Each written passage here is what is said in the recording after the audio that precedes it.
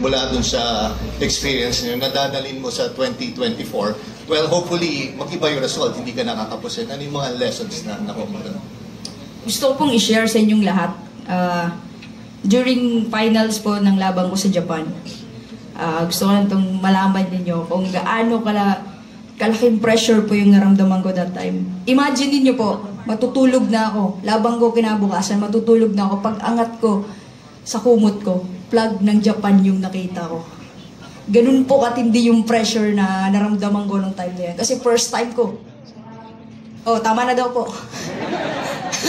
Ayun, first time ko pong maranasan yun na makatungtong sa ganun.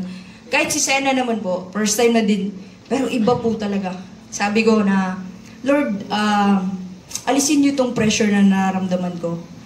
Kasi ang hirap pong lumaban. So nagdasal po talaga ako. Kahit sa pagtulog ko, flag ng Japan yung nakikita ko. So hirap na hirap po talaga ako i-handle yung pressure na yun. So kung tatanungin niyo po ako kung paano ako ngayon sa 2024, chill lang po ako sa lahat ng gagawin ko ngayon. At kung ano yung pressure na yun, alam ko na yun. At lagi namin kasamang mga atleta yung pressure na yun. So lagi kasi sinasabi ni Sir Marco sa amin, doon kami mag-focus sa kaya naming i-handle.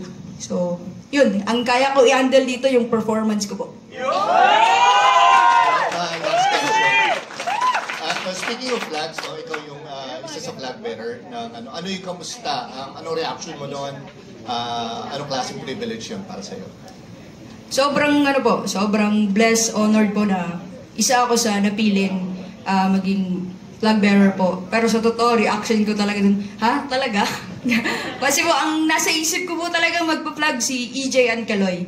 Sila po talaga. So, never kong inisip na magiging isa po ako dun. So, sobrang thankful po ako dahil napili po ako. So, salamat po.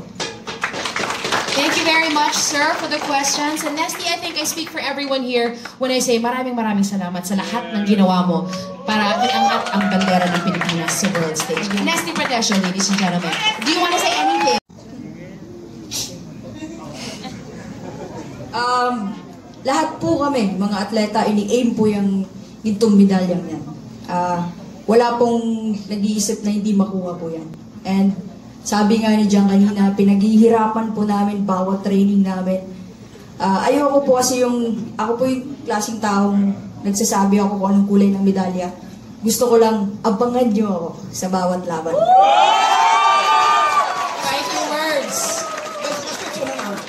Kasi ang boxing ang may pinakamaraming medalya sa Olympics. 4 na golds, 4 na bronzes. But up to now, mahirap sa inyong nahihirap ako makuha ang elusive medal, gold. So, now, 5 kayo ang pinakamarami sa lahat ng 7 innocents na pumasok sa Olympics. Now, can you guarantee, or the 5 boxers, can you guarantee that 1 or 5 of you boxers can win the elusive gold medal? Kaya na po nila yun. Yes po, sobrang tagal na din. Kahit ako si Yumir, sobrang tagal din namin gustong iuwi ang gintong medalya yan. Pero ulitin ko po, abangan nyo na lang po ako sa laban. The media. Salamat po at ipagdasal nyo po kami lahat ng mga lalaban sa Paris Olympics po. Gagawin po namin ang lahat para sa bayan. Woo! Kinikilabutan ako. Maraming salamat, Nesty. Thank you so much.